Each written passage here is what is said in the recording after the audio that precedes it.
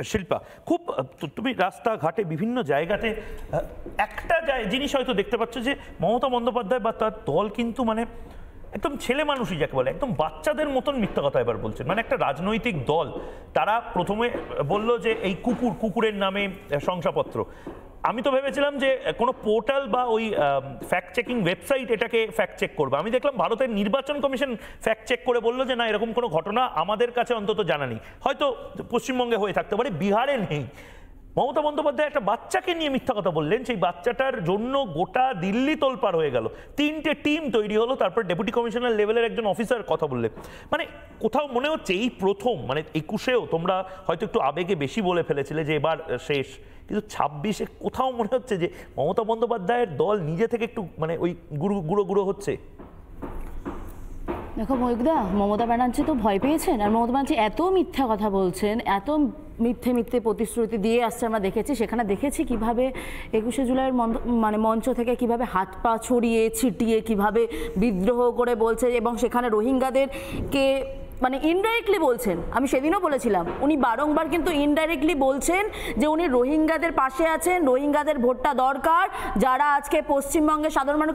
কারণ উনি এই বাংলাভাষী হিন্দু এবং বাংলাদেশি যেসব রোহিঙ্গা আছে তাদের মধ্যে মিলিয়ে মিশে উনি বাংলাদেশি রোহিঙ্গাদেরকে এখানে আশ্রয় দিয়ে কোথাও উনি চেষ্টা করছেন যে এই বাংলাভাষী হিন্দুদেরকে না বাংলা থেকে তাড়িয়ে দেওয়ার যে চিন্তা ভাবনা, যাবেন কোথায় তারা তাড়িয়ে দেওয়ার তো চেষ্টা করছেন মমতা ব্যানার্জি। কারণ মমতা ব্যানার্জি তো ভোটটা রোহিঙ্গা থেকেই, রোহিঙ্গাদের ভোটটার জন্য মমতা ব্যানার্জি এত মানে নোংরামো করছে, এতই করছে। কারণ আমরা দেখেছি কিভাবে সন্দেশখালীর একটা ব্লকে, 1 নম্বর ব্লকে, সেখানে কিভাবে ভুয়ো ভোটার পাওয়া গেছে। আজকে দেখেছি আপনাদের চ্যানেলে, যেখানে দেখেছে বহরমপুরে, সেখানে কিভাবে 34 বুথে কিভাবে 34টা ভুয়ো ভোটার পাওয়া গেছে, তার মৃত্যু। আজকে যখন দিল্লিতে, মুম্বাই, যখন যারা আছে পরিযায়ী শ্রমিক যারা আছে তারা কিন্তু ভালো আছে, আপনার চ্যানেলে সেটা দেখিয়েছে, তারা আজকে বলছে তারা ভালো আছে। আজকে বাংলায় তারা জোর করে মমতা ব্যানার্জি বলছে বাংলায় নিয়ে আসবে, বাংলায় নিয়ে এসে মমতা ব্যানার্জি কোথায় চাকরি দেবে? আজকে বাংলায় কাজ আছে, আজকে চাকরি প্রার্থীরা রাস্তায় বসে আছে। না এইটা আমি দেবাশিস দা এবং সজলদার কাছেও আসবো।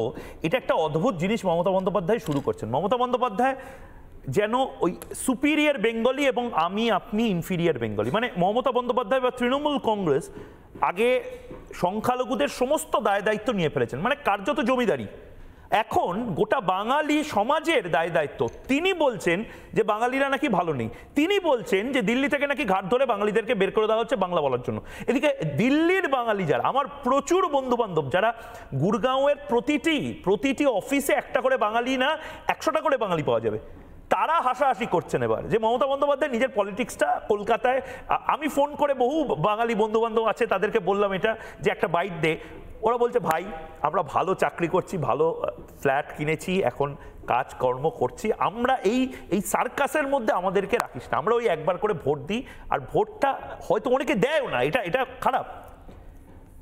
তামান্নার মা সাবিনা ইয়াসমিন, সে আমাকে এক ইন্টারভিউতে, তামান্নার জন্মদিনের দিন এক সাক্ষাৎকারে আমাকে নিজে থেকে বলল যে মমতা বন্দ্যোপাধ্যায় কি মনে করে উনি বেশি বাঙালি? তামান্না বা সাবিনা কি বাঙালি নয়? তামান্নার বাবা পরিযায়ী শ্রমিক নয়?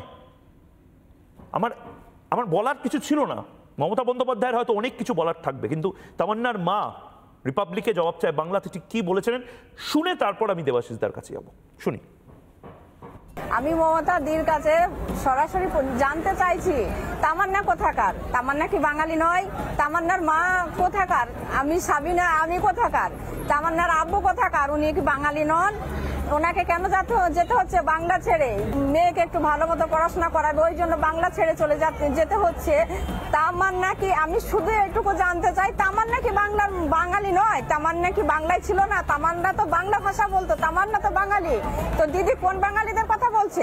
দেবাশিস দা, এইটা মানে আপনারা ট্র্যাপে পড়ে যাচ্ছেন না তো? মানে আমি আপনাদের ট্র্যাপে পড়ে যাওয়া মানে বুদ্ধিজীবী, বামপন্থী, মুক্তমনা এই মানুষগুলোকে, যারা একটা সময় মমতা বন্দ্যোপাধ্যায়ের মধ্যে লেনিন, স্ট্যালিন, ট্রৎস্কি সমস্ত কিছু দেখেছিলেন, আপনারা এখনো দেখে থাকতে পারেন। কিন্তু প্রবলেমটা হচ্ছে বাংলা এবং বাঙালিদেরকে মমতা বন্দ্যোপাধ্যায় অনেকটা পিছিয়ে দিচ্ছেন দেবাশিস দা, এবং আপনারা এই স্যাটিসফ্যাকশনে থাকছেন যে না অ্যাটলিস্ট বিজেপিকে তো আমরা ঠেকাচ্ছি, এরকম কি ব্যাপারটা হচ্ছে? নানা ধরনের কন্টেন্ট দেখার জন্য লাইক করুন, শেয়ার করুন আমাদের ফেসবুক পেজ, সাবস্ক্রাইব করুন আমাদের ইউটিউব চ্যানেল। পাশাপাশি অন্যান্য ব্রেকিং নিউজের জন্য অবশ্যই চোখ রাখুন রিপাবলিক বাংলায়।